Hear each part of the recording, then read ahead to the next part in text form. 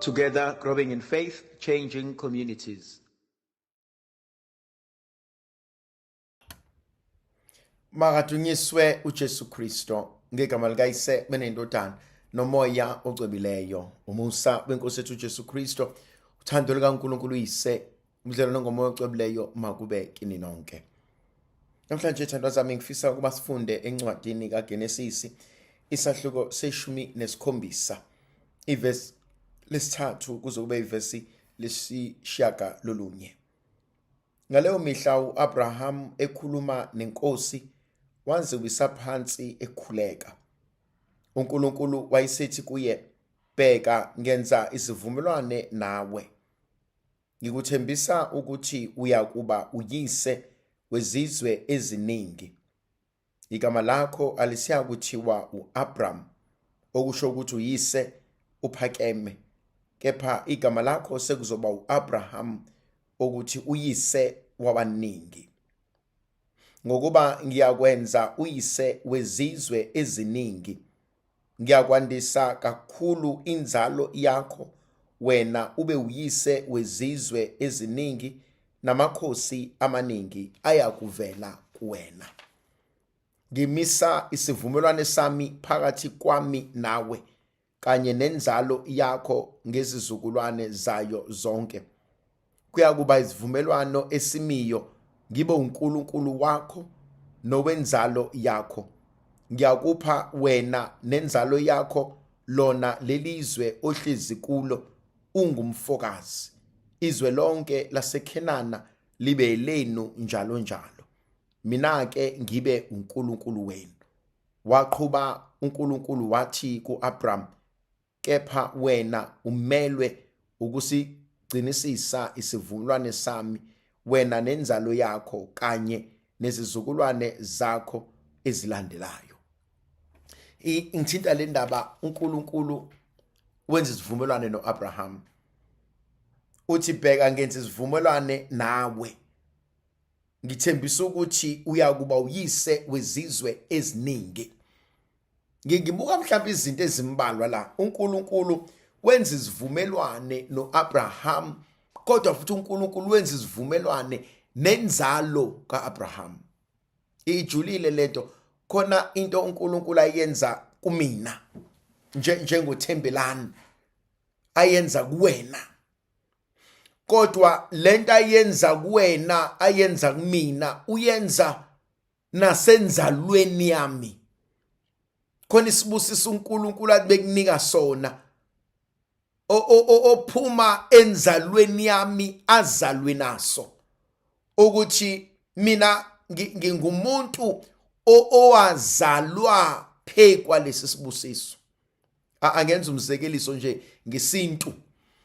Khona abantwana basendlunkulu, esithi abantwana laba basendlunkulu, nabantwana babantwana basendlunkulu nabo babizwa ngabantwana ngoba bazalwa abantwana basendlunkulu.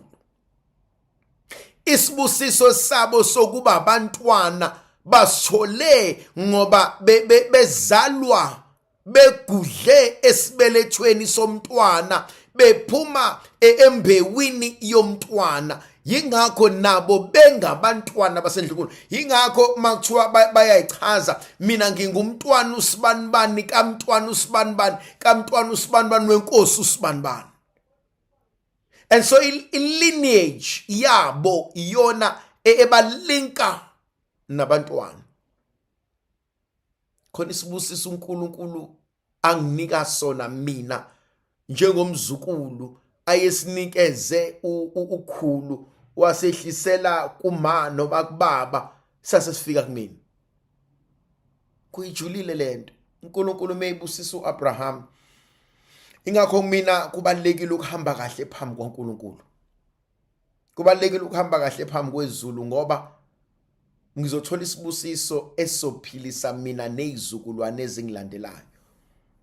Thola ukuthi komunye umuzi isandla sikaNkulunkulu sihlezi siphekwabo. Komunye umuzi isandla sikaNkulunkulu asideduki. Komunye umuzi isandla somusa sihlezi sikhona. Usho njalo uNkulunkulu ngenye imini uthi, angisoze ngasisusa isandla sami somusa emzini kaDavid. ngenxa yobuhle obenzekile. uDavid usho njalo futhi na kuJonathan uthi angikwazi ukususa isandla sobuhle ngenxa yezivumelwano engasenza noJonathan. Ngelinye ilanga uJonathan noDavid mabehleli phansi uthi omunye makwenzeka ngifa David ngicela unakekela umuzi wami. Athi noDavid makwenzeka ngifa Jonathan ngocela unakekela umuzi wami. And so bobabili benza isivumelwano ukuthi ofeqala uyonakekela abasele. Ingakho uDavid ngenye imini esehlele ehlalweni sobukhosi abuza ukuthi wemadoda akekhoni owasala emzini kaSaul nakuJonathan, ngoba uyakhumbula ukuthi kunezivumelwano asenza bayahamba bayobheka baze bathole kumfanyana uMephibosheth oseba isinqeqe. Athi uDavid noma ngathiwa isinqeqe kodwa mina ngenza isivumelwano noJonathan. Athi mlandeni, athi memlanda maqedana zomhlalisa esihlalweni samakhosi amhlalisa etafuleni lamakhosi. Athi la ngihleli khona ngabe kuhleli uyihlo, la ngihleli khona bekumele kuhlale wena ngenxa yesethembiso engasenza. Hey thandwa zami, khona inkonzo ejuleni. Yabona khona izinto esiyithola ngomusa. Athi umuntu wasezweni athi mina ngiyamazi ubaba wakho, wena mfana ngiyamazi uma wakho nje, mina ngiyamazi umkhulu wakho, mina ngiyamazi umalume wakho. Athi hayibo menzeleni ngiyamazi, sasikhula naye nje umakalo, sasikhula naye nje umalume wakhe, sasikhula naye nje ubhuti wakhe. And uyabona ukuthi sengenzela umusa ngenxa yokuhamba kahle kwasibanibani. Just as kukhona abanye abantu ekuthiwa we ave kuhlaza lobo umfweni weyidelela. Thaye ngibafunda abo bantu bangila. Balekile inkonzo yokuhamba kahle phambi kwabantu. Balekile inkonzo yokuhlonipha, balekile inkonzo yokuhamba kahle uzazi ukuthi uba, ngoba kunezibusiso ongayitholi nje for wena kodwa uyitholela nomndeni wakho. Kunezinto esilashwa kuzona ngenxa yezibusiso zikaNkulunkulu. Sho njalo namhlanje. Sho njalo namhlanje angithinta uNkulunkulu uthi wena usawuba uAbraham, usuba uAbraham, usayokuba ubaba nje ophakeme, kepha usayokuba uyise wabaningi. Athi ocula kahle wangikhipha odakeni wangitakula. Athi ngakho ngihuba. Khona inkonzo yokuhlengwa, khona inkonzo yokuhlungwa, khona inkonzo yokutakulwa, khona inkonzo yokwenzela umusa. Ukuthi ungibona nginje, ungibona ngijabula, ungibona ngikhuluphele ngingaka, ungibona zonke izinto zihamba kahle ngoba ngafumana umusa. Ngoba khona umuntu owangenzela umusa, khona umuntu owangihlenga. Iyisho njalo insizwa umihlele emzini wayo ibona yonke into ihamba kahle, ibona unkosikazi, ibona abantwana, bonke abantu bethi hey sibanibani waba nenhlanhla. Athi ngafumana umusa, ngathi ngaganwa uma ongizalayo, buka indlela ngiphethe ngayo uMasibanibani.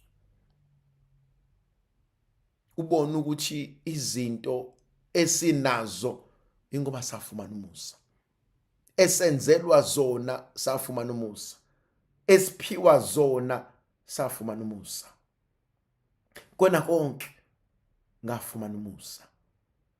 Sho njalo namhlanje uthi uyakuba uyise wabaningi. Uthi esibeletheni kwasakho athi kuyophuma amakhosi, esibeletheni sakho kuyophuma ifundiswa, esibelethweni sakho kuyophuma ongqilachopho, esibelethweni sakho kuyophuma izinto ezithi mayikhuluma maqedane bonke abantu balalele. Hayi julile lenkonzo, inkonzo yokuthi ngihambe kanjani phambi kwabantu, ngenzeni ewumusa kaNkulunkulu okuyiyona ngenxa yayo uNkulunkulu wenza konke. Uthi bheka namhlanje ngimisa isivumelwano sami phakathi kwakho nawe kanye nenzalo yakho nezizukulwane zakho zonke. Kuya kuba isivumelwano esimiyo, ngibe uNkulunkulu kubona, bona babe abantu bami. Yabona kwesinye isikhathi njengomuntu, njengomzali, kuneyinqumo ekumele ngiyithathe engazi ukuthi izophilisa mina maqedane iphilisa umuzi wakwethu wonke. khona izinto ekumele sizenze manje izophilisa thina sonke ukuze sikwazi ukuthi ngelinye ilanga uNkulunkulu mesenza umusa asikhumbule.